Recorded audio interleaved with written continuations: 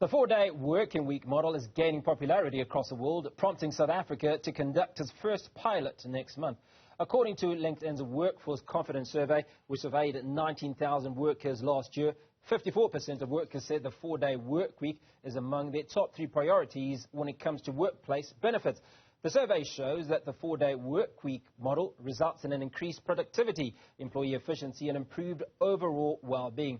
However, this model does not work for all industries, businesses or individuals. To talk more on this, we're joined by thought leader and Kegor Group South Africa Financial Director, Michelle Austin. Michelle, very good afternoon. Appreciate your time today. Now, as we were talking off air, this isn't the second day of your weekend, but talk to us about the four-day working week. Hi there. So thank you for having me.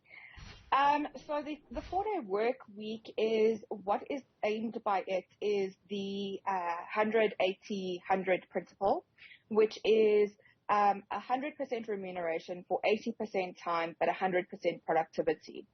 So in general, it doesn't necessarily mean that you get a Friday or a Monday off. It just depends on your industry, your organization, and potentially even the employee themselves. So for instance, in some industries, you may work 5 days a week for 2 weeks and then have 2 days off, or you might work, instead of working 8 hours a day, you might only work 6 hours a day for 5 days a week. It really is industry specific as to how that principle is applied. But yes, it's about working 80% of the time for getting paid 100% of what you normally would, but also understanding that you need to produce the same amount as you would in a 5-day week. So which top three industries, if you will, are likely to latch onto this revolutionary model of working? So I think that there are a lot of consulting industries that it could work for.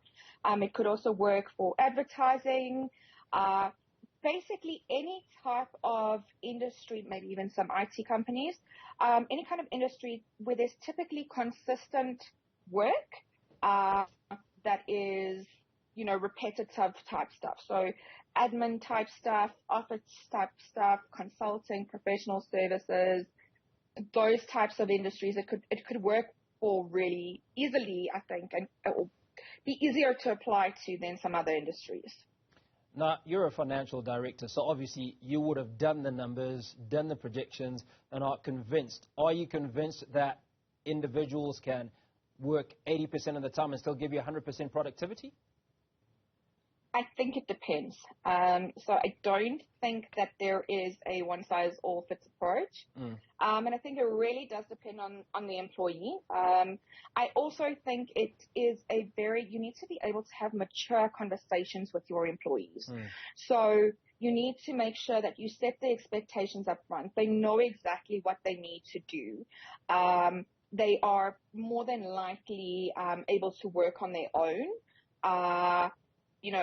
Potentially have less meetings, less social events, just so that they can get the same amount of work done in a shorter amount of time. So I do think it's possible, but again, it depends on the industry and it depends on the individuals, and then constant feedback. I think that's hugely important because, some people will cope with this model and some people might not.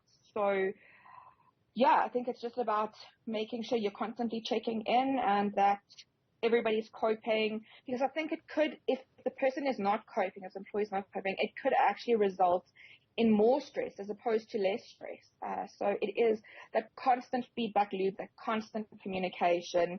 And then I think it could work in some industries. In other industries, I'm still a little skeptical.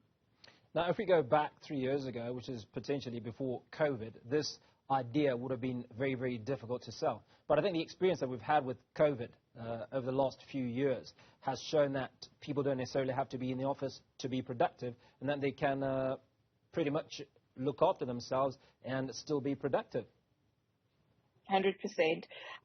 So I think specifically in South Africa at the moment, I think a few people are finding it a little bit challenging to work from home with all the load shedding. So there does seem to be a bit more of a drive for people to get back into the office, just from that perspective. But yes, definitely, I think that people did manage very well during COVID and had to adapt really quickly. So I think that I think this model is something that could work, but it is going to be require quite a lot of upfront planning from various different people within the organization to make it work.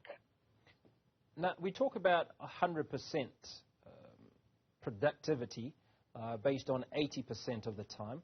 We also talk about when an individual works in an environment that they enjoy and that they like, they're potentially a little bit more productive than that 100% that we're expecting. Do you foresee a situation where the majority of individuals will produce a little bit more or a lot more than that 100% that is expected? Oh, 100%. So, for instance, there was a survey or a trial that's been run in Japan. So Japan is a country that is notorious for overworked employees. You know, they work crazy hours, and before the survey, they ranked 20th out of 35 countries in terms of productivity on which the survey was done. Mm. Once they adopted this 4-day work week experiment, it actually resulted in an increase in productivity of 40%. Wow. Which is insane, actually, when you think about it. So the concept behind it is that, you know, I mean, if I think about my day, you know, I will go for a cup of coffee in the kitchen and get stuck chatting to somebody about how the weekend was. And I might be there for 10 or 15 minutes, or I might quickly go to drop a piece of paper off in one of the departments, and somebody catches me to ask me a question that maybe I could answer in 2 minutes instead of 5. And if you add up those small little things during the day, it's actually shown through studies that people spend about 2 to 5, or there's about 2 to 3 hours of their day where they're not actually being productive.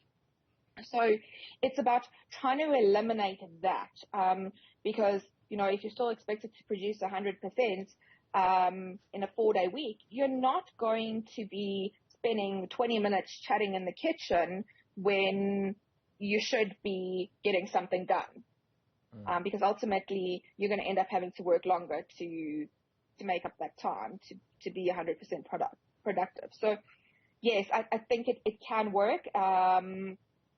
And it can lead to massive improvements in productivity. Now, let's talk about you as an individual. You're FD of a large concern.